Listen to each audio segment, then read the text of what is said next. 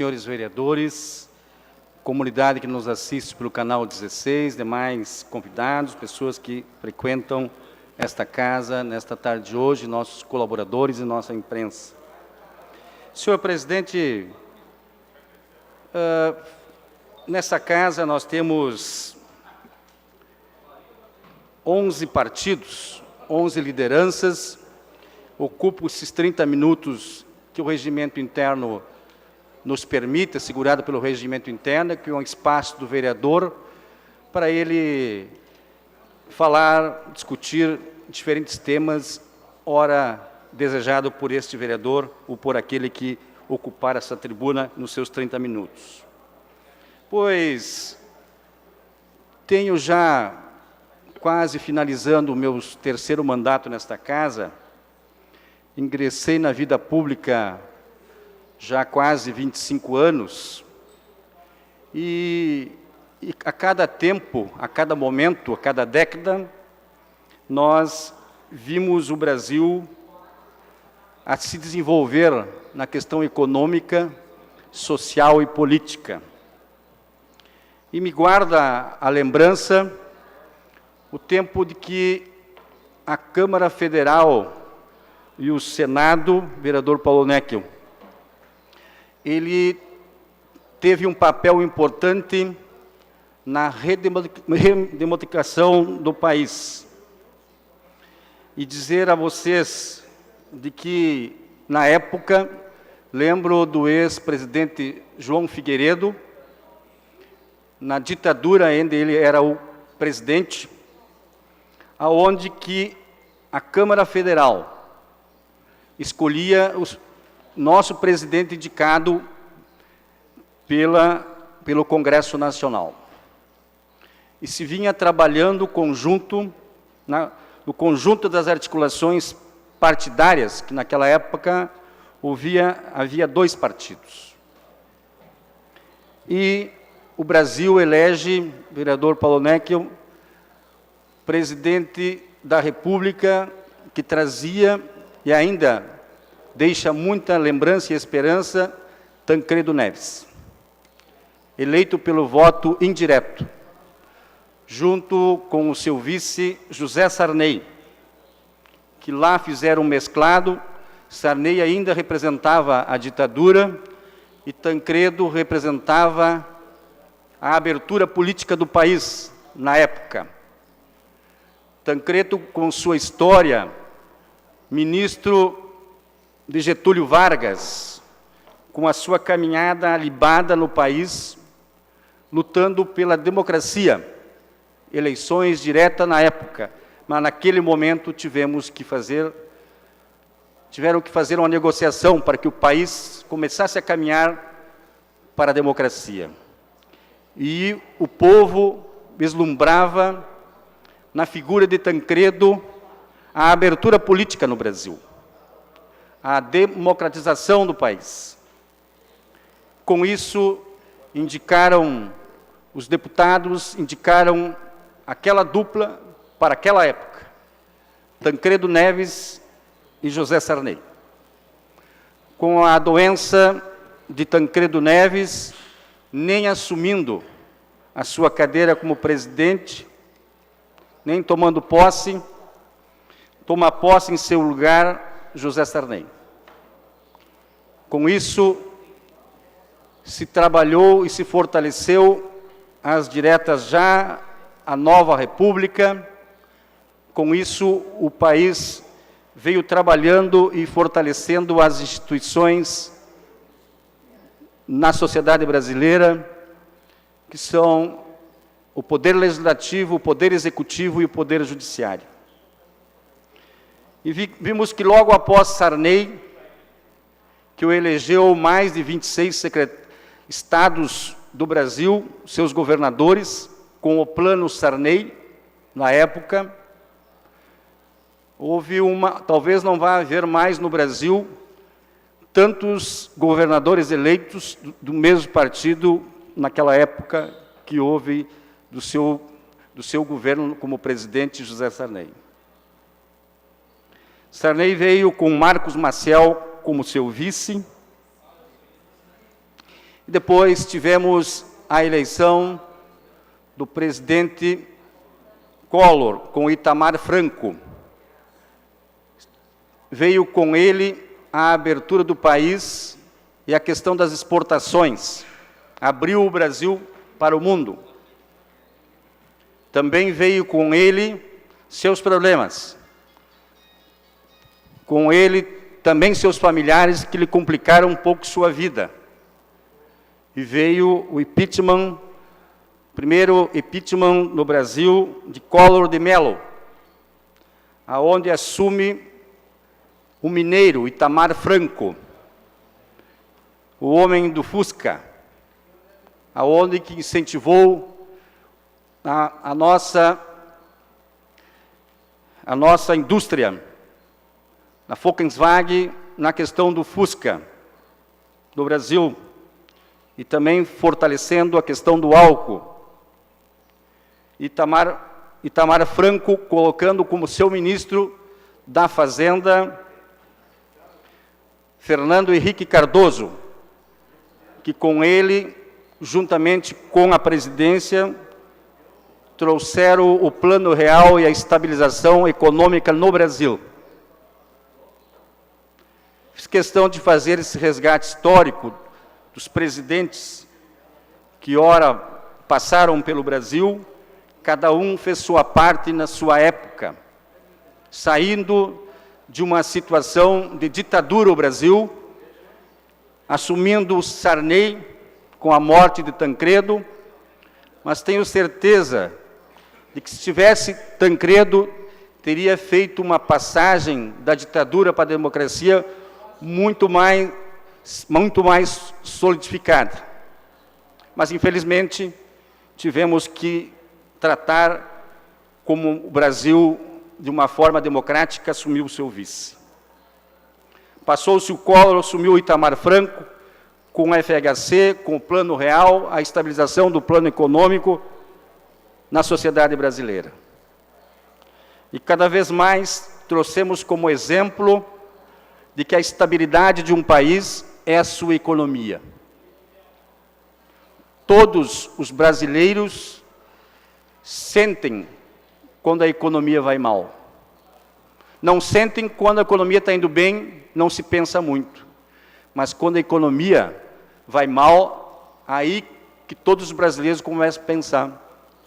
Tem que ir bem o plano econômico, porque a inflação vem, os juros aumentam, desequilibra a exportação, aumenta o dólar, gera o desemprego e o povo fica descapitalizado.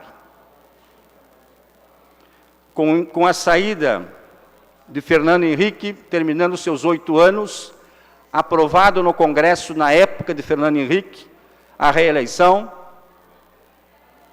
se passa a eleição de 4 vezes de um trabalhador pretendendo ser presidente do Brasil.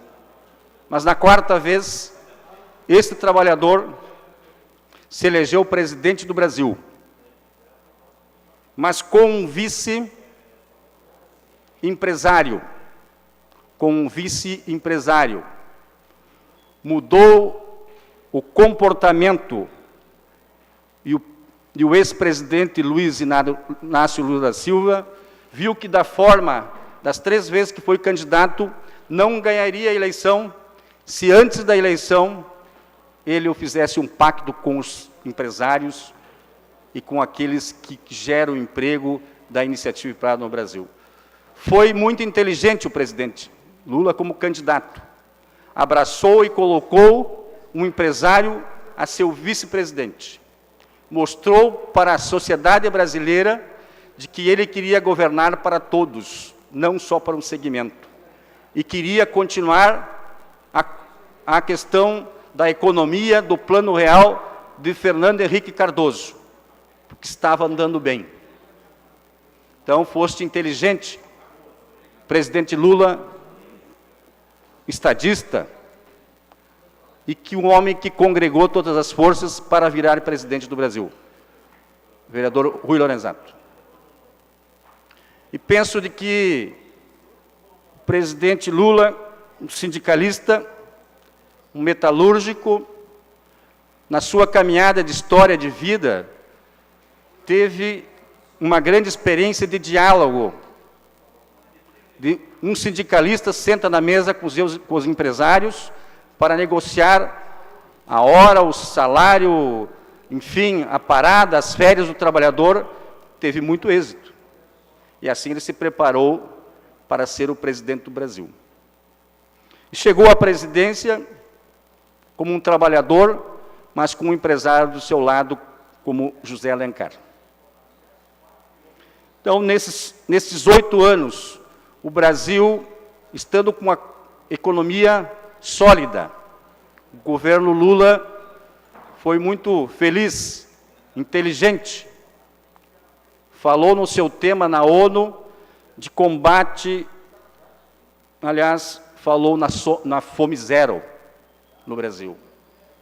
Porque a economia estava indo bem, continuou no guarda-chuva que tinha lá na Bolsa Escola, na Bolsa Gás e outros, fez um guarda-chuva e criou a Bolsa Família.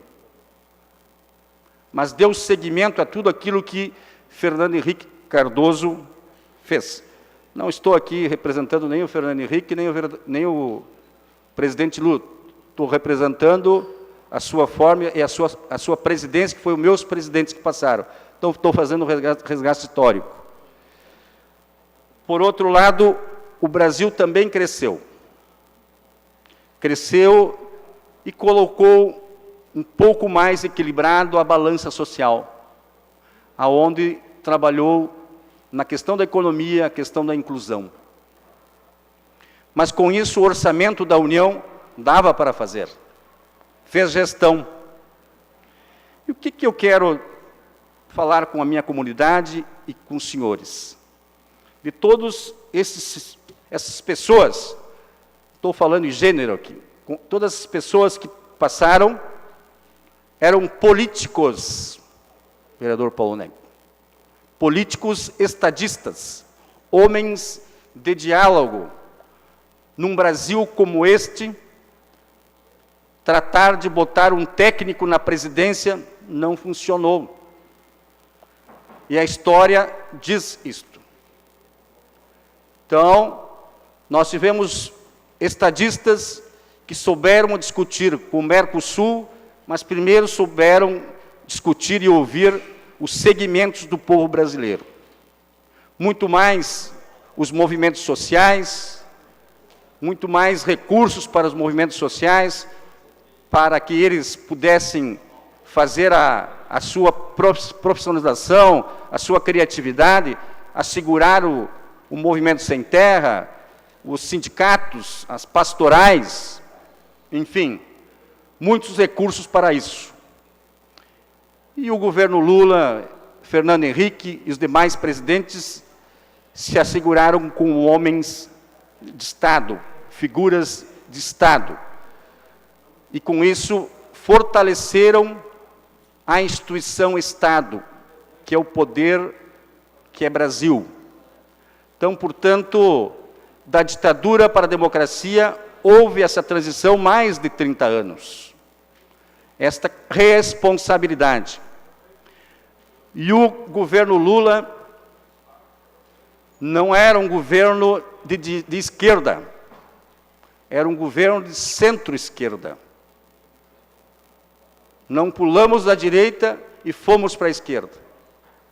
Era um governo de centro-esquerda, porque reuniu vários partidos de várias ideologias, que ele sabia que ele tinha que ter governabilidade. E que quando se elege um presidente, ele tem que ter a responsabilidade de abrir o governo e buscar os partidos para ter essa governança, de que ele possa instituir um orçamento e ser executado e fazer com que as suas prioridades de governo sejam chegadas até o povo. Portanto, terminou a reeleição, ocupada pelo ex-presidente Lula e com o vice Alencar, indicado pelo presidente da República, apadrinhado pelo presidente Lula, entre Dilma e Temer. Mas, com o discurso do governo Lula, de que Passo Fundo também, mas o Brasil precisava de uma gerente, que o Brasil precisava de uma técnica, e de que talvez ele olhasse para frente e dissesse ao povo que precisasse de uma gestora. Talvez o presidente e outros presidentes esqueceram de que a presidência tem que ser não só um companheiro de partido, um militante, tem que ser um estadista ou uma estadista, que saiba reunir forças capazes de uma governança diferenciada. Lá, a gestora, a técnica indicada e muito divulgada na campanha, seu primeiro governo foi de muitas sugestões do governo Lula, de muitas sugestões. E pelo que a gente conhece e ouve, a presidente Dilma não é uma mulher de ouvir muito, não é uma mulher de luz própria, vereadora Cláudia. Presidente Dilma é uma mulher de luz própria, de que, como era uma técnica, passou pelo Ministério das Minas e Energias, presidente do Conselho da Petrobras, secretária de Minas e Energias, aqui do Rio Grande do Sul, também é gaúcha, um pouco mineira. Então, vimos de que a presidente Dilma, seu primeiro mandato, muito técnico, e o povo brasileiro até que entendeu. Mas a história, os técnicos estão nos ministérios, os técnicos estão em sua volta para lhe ajudar e ser assessorada.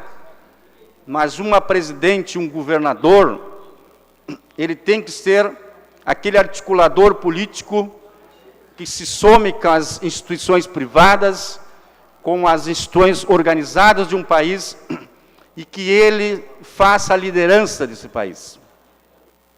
Portanto, senhores vereadores, senhor presidente, fiz questão de fazer esse resgate histórico, vereador Parivilso, esse análise, e dizer aos senhores, existem os erros para serem consertados, mas talvez os erros não se consertem nem com uma retroescavadeira, nem com uma patrola e nem com um computador.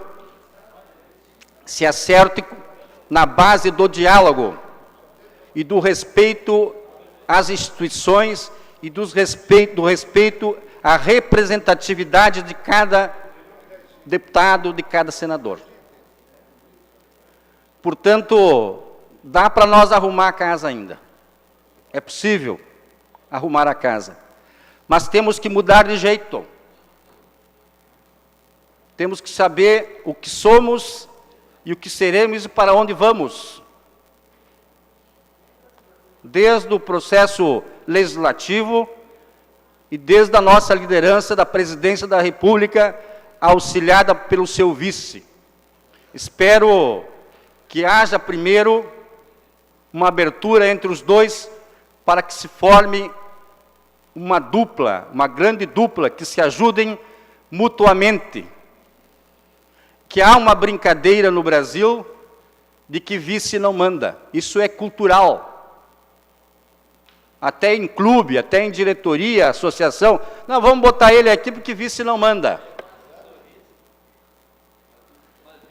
Estou indo muito tranquilo, vereador Isamar, colocando aquilo que é possível dentro da realidade que existente no nosso Brasil. Portanto, a casa pode ser arrumada, mas nós temos que nos despojar de bastante vontade para dialogar, para dizer o seguinte: eu errei, a ser humilde, eu errei até agora, mas peço aos brasileiros, aos deputados e senadores, que possamos olhar para frente e nos perdoarmos algo que nos temos desentendidos. Porque quem sofre com tudo isso é cada brasileiro e cada brasileira com as dificuldades institucionais políticas. Porque se a política vai mal, a economia também vai mal. Pois não, vereador? Meu caro vereador João Pedro, meus cumprimentos por esse resgate da história. É muito pertinente. Eu acho que é o momento, sim, de trazermos o nosso passado, ao menos os mais antigos, né, que conheceram, quem sabe passaram pela história, para saber o perigo que nós passamos hoje. Hoje está, assim, em grave perigo a nação por desmandos que acontecem, principalmente lá no Congresso Nacional. Teve que ontem o Supremo Tribunal Federal puxar a orelha dos parlamentares. Veja bem, quer dizer, é o judiciário, um outro poder, chegando no poder legislativo, puxando a orelha deles. Que o que aconteceu ontem no Congresso não pode acontecer jamais. Nós que passamos por situações parecidas no passado, temos sim que lembrar isso. Porque aconteceu o que aconteceu. Entramos no regime de força e o Brasil está a perigo, sim. Ou nossos deputados, nossos representantes, que nos representam lá, tomam o rumo certo, político, correto, ético, ou estamos a perigo. Então, é muito importante, pertinente a sua manifestação de resgate da história, de lembrar o que está acontecendo. Isso é para todos os vereadores e a nossa comunidade fazer uma reflexão. Meus cumprimentos. Muito obrigado. Eu quero agradecer as palavras do doutor Alberigrando e dizer, senhores vereadores e comunidade que nos assiste, presidente ou presidenta da República ou governador não pode ser, até pode ser técnico, mas não consegue abraçar a parte política, institucional e partidárias, de que nós tenhamos que sim, a presidente ou a presidenta, ela tem que sair da questão técnica e buscar um governo de coalizão, partilhar as suas dificuldades e de que um ser humano, um cidadão, uma cidadã não sabe tudo. Nenhum pai, nenhuma mãe sabe tudo. Aprendemos muito com os filhos, mas ouvindo. Portanto, dá para nós cerrarmos o Luís XV e comprarmos uma sandália franciscana, nós iremos errar menos. Lá passa, 4, 8 anos passa, o poder é uma gangorra, mas nesta gangorra não podemos prejudicar brasileiros e brasileiras. As instituições políticas têm que se acertarem, porque nesta casa aqui tem 11 partidos, e tem se trabalhado muito bem nos 3 anos que estamos aqui. Vimos sim que o melhor é para a cidade, não é para individualmente, para cada vereador, ou para cada deputado, ou para a senhora presidente, para o senhor governador. Portanto, temos que saber o que somos, o que queremos e para onde vamos. Senhor presidente, nesses últimos 6 minutos, não posso deixar de falar de uma faixa etária que eu tenho tanto carinho, que esta casa também tem, de que Passo Fundo cresce de uma forma rápida, mas também vimos com o IBGE, Passo Fundo já passa de mais de 25 mil pessoas com mais de 60 anos. Estamos preocupados, já viemos preocupados há 15 anos atrás, mas temos que nos preocupar mais. Por que preocuparmos? Porque são pessoas que já contribuíram, são aposentados, que a melhor cidadania de um ser humano é se aposentar pelo seu próprio salário, pelos seus 30 anos, seus 35 anos que o trabalhou. Isso é a melhor cidadania, do que receber 100 ou 150 do governo. Mas também que o governo não coma seu salário, vereador Paulo Neck. Que agora temos sabendo nas últimas notícias que teríamos aumento para os aposentados. A inflação, não aumento, a inflação, em janeiro, já estão fazendo estudo, que não precisa muito estudo para dar um godó nos aposentados, para começarem a receber só em maio. É lamentável de que nós, uma crise política, também vai afetar os aposentados. É lamentável. Então, Passo Fundo passa de 25 mil idosos com mais de 60 anos. Temos sim que pensar no projeto de lei aprovado dos vereadores dessa casa, que é no banco, filha preferencial, é na Secretaria de Saúde, ter preferência, né? É lá no teatro, meia entrada, enfim, é no lazer, no esporte, no grupo de convivência. Nós temos que avançar muito mais para que nós chegamos aí. Nós temos hoje 1/4 da população de Passo Fundo já entrando na melhor idade, na terceira idade, na melhor idade. No Rio Grande do Sul, são mais de 1.800.000 pessoas com mais de 60 anos. E aí, nós, como agentes públicos, prefeitos, governo, não podemos pensar só no dia de hoje. Temos que pensar nessas pessoas que estão chegando e que precisam destas oportunidades, que não são muitas, que não é muito difícil, abrir as portas do lazer, da saúde, do convívio social de nossos queridos idosos de nossa cidade e de nosso Rio Grande. Então, deixo aqui, neste final de ano, esse despertar dessa governança que deve ter o Brasil, de algo diferente tem que acontecer, e de que falo aqui para os nossos queridos idosos, que hoje muitos frequentam de grupos de terceira idade, os clubes sociais assumiram os seus idosos, a cidade está assumindo, mas vão chegar diferentes cidades que dará para dar o nome à capital da terceira idade, que haverá muito mais idosos. Então, portanto, temos que preparar o chão, preparar a terra, preparar o caminho com mais qualidade de vida a essas pessoas que nos cuidaram e cuidaram também nossa cidade. Encerro esses 3 anos de mandato nesta casa e aprendi muito com cada um dos senhores, com cada líder de partido, em cada reunião que fizemos nas comissões permanentes e especiais. Muito obrigado pela parceria dos senhores, de cada um, principalmente o vereador Paulo Neckel, o vereador Rufa, do nosso partido, PMDB, a todos, que só aqui nós temos o testemunho de dizer de que se avança, e se avança muito, é pelo diálogo. Aqui nessa casa, quem pensar que ganha tudo de uma vez por todas está errado. E isso é um bom ensinamento. Não se dá 100% do meu projeto. O meu projeto tem que ser partilhado, emendado com as ideias boas de cada líder, de cada vereador. Então, agradeço a companhia